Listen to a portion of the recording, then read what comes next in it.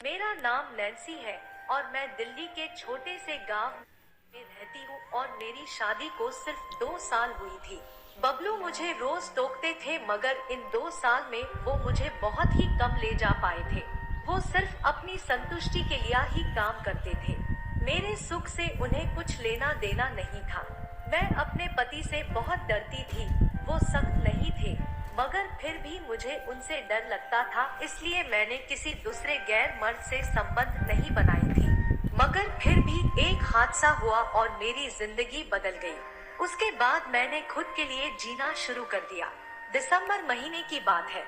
एक दिन मेरे पति शाम को ऑफिस से आते समय अपने एक दोस्त को अपने साथ घर ले आए।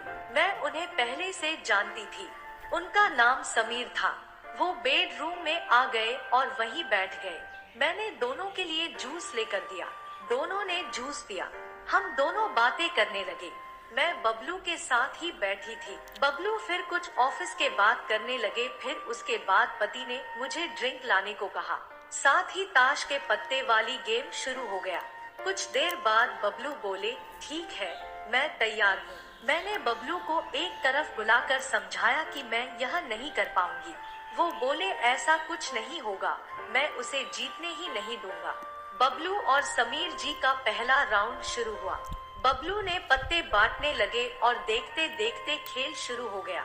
मैं उस वक्त बहुत घबराई हुई थी क्योंकि यहाँ मेरी इज्जत दांव पर लगी हुई थी। कुछ देर तक वो गेम ऐसे ही चलता रहा। मैं बबलू के साथ सौदे पर लग गई थी। अब खेलते खेलते वो बबलू ने जीत ली। मेरी सांस में सांस आई और मुझे लगा कि चलो मैं बच गई। बबलू बोले, नैन्सी, मैं बोला था मैं ऐसा कुछ नहीं होने दूंगा। तुम्हें मुझ पर विश्वास नहीं था। अरे मैं इस खेल का पुराना खिलाड़ी हूँ। ये बात सुनकर समीर बोले, अच्छा ऐसी बात है तो ठीक है, एक बार और खेलते हैं। इस बार हमारी दूसरी डील में दांव पर लगाता हूँ। अगर इस बार तुम जीते तो ये डील भी तुम्हारी, अगर मैं जीता तो वाट इस बार सिर्फ अपने साड़ी ही नहीं बल्कि साड़ी, ब्लाउज और पेटीकोट तीनों एक साथ उतारनी होगी। मैं समीर जी की ये बात सुनकर दंग रह गई थी। मैं समझ गई थी कि उन्होंने अपनी हारी को वापस लाने के लिए शर्त नहीं लगाई थी। मुझे साफ साफ समझ आ रहा था कि वो मुझे बिना कपड़े में देखना चाहते थे। ये मुझे ठोकना चाहते थे। उनकी आंखों में मुझे मेरे लिए हवस दिखाई दे रही थी। समीर जी सोफे पर बैठे बैठे मुस्कुरा रहे थे मगर मेरे पति को यह बात दिखाई नहीं दे रही थी। उन्हें सिर्फ अपनी डील दिखाई दे रही थी। बबलू ने बोला, ठीक है, मैं राजी हूँ। मैंने बबलू को रोकने की कोशिश की मगर बबलू नहीं रुके। दोनों ने खेलना शुरू किया। मैंने दूसरी पैक बना दिए थे। इस बार मुझे अधिक घबराहट हो रही थी कि अगर बबलू नहीं जीते तो मुझे सब उतारना पड़ेगा। गेम 9 से 10 मिनट तक चलती रही और अचानक समीर के चेहरे पर मुस्कुराहट आई और उन्होंने अपने पत्ते दिखाए। उनके पत्ते इस बार बन चुके थे और मेरी सांसें एकदम रुक चुकी थी और मेरा धड़कन तेज धड़क रहा था। बबलू का चेहरा भी उतर चुका था। बबलू हार चुके थे और समीर जी वो गेम जीत गए थे। मुझे अब पता चल गया था कि मुझे कपड़े उतारने पड़ेंगे। समीर ने मेरी तरफ एक मुस्कान से देखा और बोले, भाभी आप अपना काम शुरू करें। मैं बबलू को ही देख रही थी और सोच रही थी कि क्या किया जाए। बबलू ने अपनी आंखों से इशारा किया कि उतार दो। में बहुत हिम्मत करके खड़ी हुई। बबलू और समीर मेरे सामने बैठे हुए थी। मैंने अपनी साड़ी का पल्लू बहुत ही शर्माते हुए नीचे गिराया और फिर धीरे धीरे मैंने अपनी साड़ी भी उतार दी। मैं पेटीकोट और ब्लाउज में थी। समीर जी की हवस में आंखें फटी जा रही थी और मुझे अधनंगी देखने के लिए वो बेताब थे। तभी मुझे ध्यान आया कि मैंने पेटीकोट के नीचे पैंटी नहीं पहनी है। अगर मैं पेटीकोट उतार दूंगी तो मैं नंगी हो जाऊंगी, इसलिए मैं अपने रूम में ऊपर जाने लगी। तभी मुझे समीर जी ने रोका और पूछा, भाभी आप कहाँ जा रही हो? पहले काम तो पूरा कर लो। मैंने कहा, मैं 5 मिनट में आ रही हूँ। फिर बबलू ने मुझे रोका और पूछा, क्या हुआ, ऊपर क्यों जा रही हो? मैंने के कान में बोला, मैंने नीचे पैंटी नहीं पहनी है, पेटीकोट के अंदर मैं नंगी हो इसलिए ऊपर जा रही हूँ। वो बोले, ठीक है तुम जाओ। मैं रूम में ऊपर आ गई। मैं वापस नीचे आ रही थी और मुझे बहुत शर्म भी आ रही थी कि मुझे मेरे पति की वजह से नंगी होना पड़ेगा, वो भी कैमरे के सामने। फिर मैं नीचे आ गई। बबलू ने मुझे आंखों से इशारा करते हुए पूछा, पैंटी पहन ली? मैंने भी आंखों की इशारा से बता दिया। हाँ, पहले समीर जी हमें ही देख रहे थे और बोले, क्या सारा बाजी हो रही है आप दोनों में? अपने ने बोला, कुछ नहीं, बस यूं ही। समीर बोले, ठीक है भाभी, अपना काम शुरू करो। मैंने बिना कुछ बोले ही अपने ब्लाउज के हुक खोलना शुरू किया और धीरे धीरे सारे हुक खोल दिए। मेरा ब्लाउज खुल चुका था और मेरे नीले रंग की ब्रा उसमें से अब दिखने लगा था।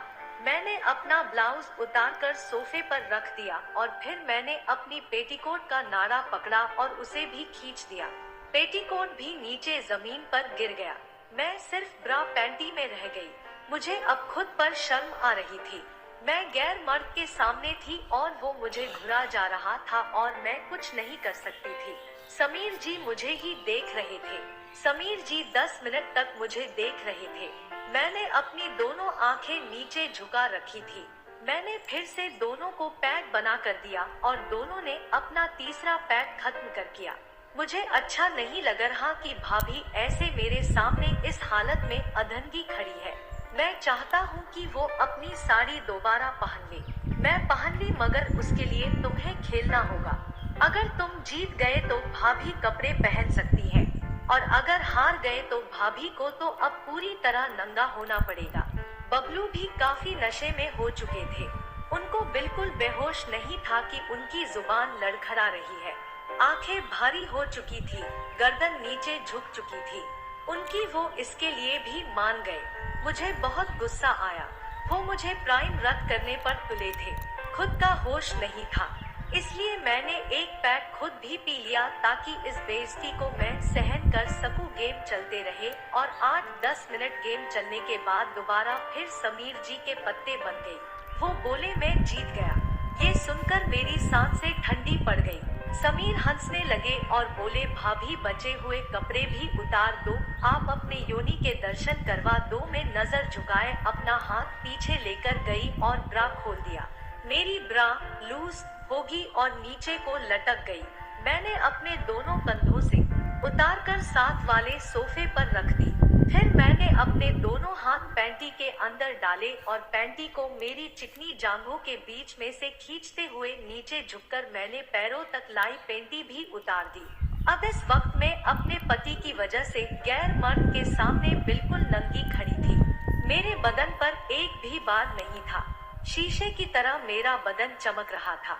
समीर जी मेरी चिड़िया की तरफ इशारा करते हुए कहा, भाभी ये क्या पहना हुआ है आपने? मैंने अपनी चिड़िया पर बाली पहनी थी जो और भी खूबसूरत लग रही थी। मेरी बाल खुली हुई थी जो कि मेरी आधी कमर तक थे। हमारी शादी को अभी सिर्फ 2 साल हुई थी, इसलिए मैंने अपने दोनों हाथों में शादी का चूड़ा पहना हुआ था और मैंने गले में मंगलसूत्र पहना हुआ था। लाल रंग की लिपस्टिक से मेरे होठ रसीले हो रही थी।